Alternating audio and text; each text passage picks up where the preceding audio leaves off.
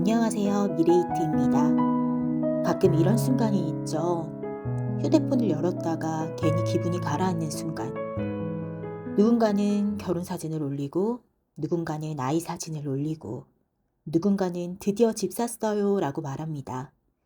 그걸 보고 입으로는 와, 축하해 라고 쓰는데, 마음 한쪽이 묘하게 쓰라리죠. 그리고 바로 이어서 이런 생각이 올라와요. 나는 왜 이러지? 나 왜 이렇게 속이 좁지? 질투는 남보다 뒤처졌다고 느끼는 순간 생기는 감정 같지만 사실은 조금 달라요. 질투는 내 인생이 잠깐 멈춰 보일 때 올라오는 감정입니다. 우리는 남을 질투하는 게 아니라 멈춘 나를 질투해요. 생각해보면 그렇습니다. 친구가 잘 되는 게 싫은 건 아니에요. 그 친구가 행복한 게 미운 게 아니죠. 그 순간 나는 이 질문을 마주해요. 나는 지금 어디에 있지? 누군가는 앞으로 가는 것처럼 보이고 나는 제자리인 것 같을 때 그때 질투가 생겨요. 질투는 타인의 성공 때문이 아니라 내 방향이 흐릿흐릿해질 때 생깁니다. 질투는 외로움의 다른 이름이에요. 사람들은 질투를 성격 문제라고 말하지만 저는 그렇게 생각하진 않아요. 질투는 대부분 외로움에서 시작됩니다. 누군가의 삶이 단단해 보일 때 내 삶이 불안정해 보이면 마음이 흔들리죠. 나도 저 자리에 서고 싶다. 나도 저 안정감이 있으면 좋겠다.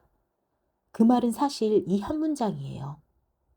나도 사랑받고 싶다. 그런데 우리는 그 말을 잘 하지 못해요. 그래서 질투라는 감정으로 돌아옵니다. 질투가 심해지는 날은 유난히 자존감이 낮은 날입니다. 일이 잘 안 풀렸다거나 혼자라는 생각이 깊어졌거나 내 인생이 불투명하게 느껴지는 날, 그런 날 SNS를 보면 질투는 더 커지죠. 왜냐하면 비교는 자존감이 약해질 때 자동적으로 작동하기 때문이에요. 자존감이 단단한 날에는 남의 행복이 위협이 아니에요. 하지만 내가 나를 의심한 날에는 남의 행복이 나를 평가하는 것처럼 느껴져요. 여기서 중요한 질문 하나가 있는데요. 질투가 올라올 때 그 안에는 무엇이 들어있을까요? 사랑, 안정감, 경제적 여유, 미래에 대한 확신? 질투는 내가 진짜 원하는 것을 정확하게 보여줍니다. 그래서 질투는 없애야 할 감정이 아니라 읽어야 할 감정이에요. 나는 지금 무엇을 원하지? 이 질문을 하는 순간 방향을 잃지 않아요. 한번 잘 생각해 보세요. 나는 원하는 게 무엇이지? 사랑, 안정감, 경제적 여유, 미래에 대한 확신? 여러 가지 중에 있겠죠. 근데 질투를 인정하지 않으면 두 가지로 흘러가요. 하나는 겉으로는 괜찮은 척하면서 속으로는 점점 자기를 깎아내리는 방식이나 난 안 될 거다. 그래, 난 원래 이 정도다. 이렇게. 두 번째는 남을 은근히 낮추는 방식이요. 쟨 운이 좋았을 뿐이지. 겉으로만 그렇지 쟤도 불행할걸? 이렇게 둘 다 결국 자기 자신을 지키기 위한 방어예요. 하지만 그 방어는 자기 자신을 더 작게 만들죠. 그럴 때마다 저는 이렇게 이야기해봐요.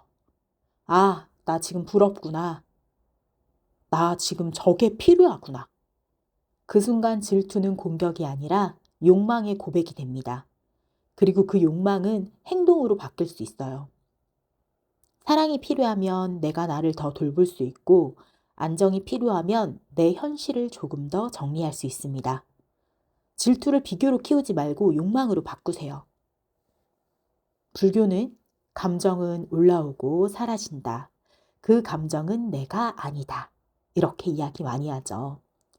그리고 기독교에서는 너는 이미 사랑받는 존재다. 비교로 너를 정의하지 말라라고 합니다. 이 모든 건 한 방향을 가리키죠. 너는 이미 충분하다. 우리는 이 사실을 잊었을 때 질투가 올라와요. 여러분은 이미 충분합니다. 여러분은 이미 완전합니다. 질투가 잦다는 건 당신이 아직 포기하지 않았다는 뜻이에요. 아직 사랑을 원하고, 아직 단단해지고 싶고, 아직 더 나은 삶을 바란다는 뜻입니다. 그건 부끄러운 게 아니죠. 그건 살아있는 마음이에요. 지금 이 영상을 듣고 있는 당신에게 저는 꼭 이 말을 남기고 싶습니다. 질투는 당신이 못나서 생긴 감정이 아니고요.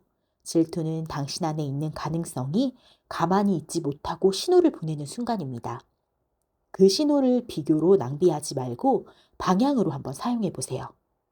그리고 꼭 기억해 보세요. 당신의 속도는 남의 속도와 다를 뿐 늦은 것은 아니에요. 질투는 당신을 무너뜨리기 위해 온 감정이 아니라 당신을 움직이게 하려고 온 감정일지도 모르다고요. 그래서 어떻게 해야 하는데? 질투를 느끼지 말라고 말할 수는 없어요. 감정은 명령으로 사라지지 않으니까요. 대신 다루는 법을 배워야 합니다.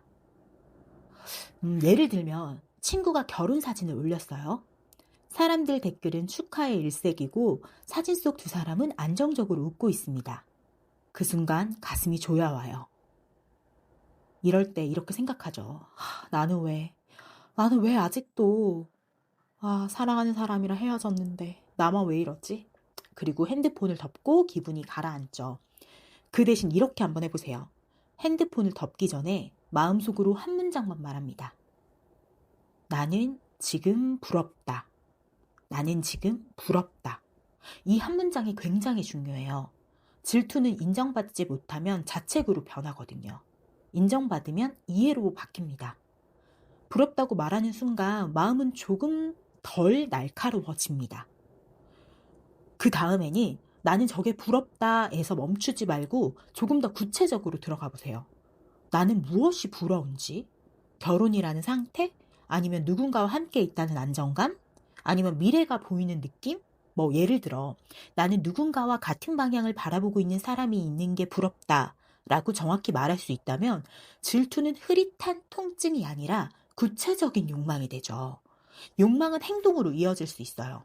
근데 통증은 그냥 남아있거든요. 한 분은 이런 상담을 한 적이 있습니다. 어떤 분이 저한테 친구들이 다 결혼했는데 저는 아직이에요. 그럴 때마다 마음이 뒤틀린다. 이렇게 얘기하셔서 제가 물었어요. 결혼이 부러운 건지 아니면 혼자가 두려운 건지. 그분이 한참 생각하시다가 혼자인 게 무서울 것 같대요. 그 순간 질투는 사라집니다. 대신 남은 건 외로움이죠. 그리고 외로움은 돌볼 수 있어요. 그래서 그날 그분에게는 주말마다 사람들을 만나는 시간을 한번 늘려보라고 얘기도 했고 취미도 찾으셨고 예전부터 하고 싶었던 수업도 등록하셨다고 했어요. 물론 당장 결혼을 할 수는 없지만 혼자라는 상태를 그냥 방치하지 않는 거. 그 질투를 행동으로 바꾼 거예요. 이번에는 돈 이야기예요. 바꿔볼게요. 누군가 사업이 잘 된다는 소식을 들었을 때 우리가 질투가 올라오죠. 쟤는 왜 이렇게 잘 되는 거야? 근데 그럴 때 뭐라고 했어요, 제가? 그래, 나는 무엇이 부러운 거지? 자유로운 시간, 경제적 여유, 아니면 인정받는 느낌? 그중 하나를 고르면 그 방향으로 한 발을 움직일 수 있습니다. 예를 들어서 경제적 여유가 부럽다면 내 소비를 한번 점검해 볼 수 있고 인정받는 느낌이 부럽다면 내가 잘하는 것을 더 드러내 볼 수 있어요. 질투는 방향을 알려주는 지도입니다. 지도를 보고 서 있기만 해도 질투로 남고 한 발 움직이면 변화가 돼요. 감정을 억누르지 말고 흐르게 두세요. 질투가 올라오면 눈을 감고 그 감정이 어디에 있는지 내 몸을 느껴보세요. 가슴인지, 목인지, 배인지. 그리고 그 부분에 속으로 말합니다. 괜찮아. 네가 원하는 게 있구나. 너가 원하는 게 있구나. 감정을 적으로 대하지 않는 순간 감정은 약해져요. 또 다른 방법으로는 기도도 있는데요. 기도는 제발 없애주세요 이런 거 말고 감정을 방향을 바꾸는 행위예요. 질투를 느끼는 날 절대로 여러분들을 깎아내리지 말고 대신 나는 지금 성장하고 싶은 사람이다 라는 것을 꼭 기억해 주세요. 아무 욕망도 없고 아무 기대도 없으면 질투가 없어요. 질투는 없애야 할 감정이 아니라 그냥 더 잘 살고 싶은 고백입니다. 그러니 또 질투가 오늘 올라왔다면 나는 아직 희망이 있구나. 그 감정을 비교로 쓰지 말고 방향을 바꾸세요. 질투는 당신을 작게 만드는 감정이 아니라 당신을 움직이게 만드는 감정일 수 있습니다. 미레이트는 여러분을 응원합니다. 오늘도 힘차게 한 걸음 나아가 봅시다. 사랑합니다, 여러분.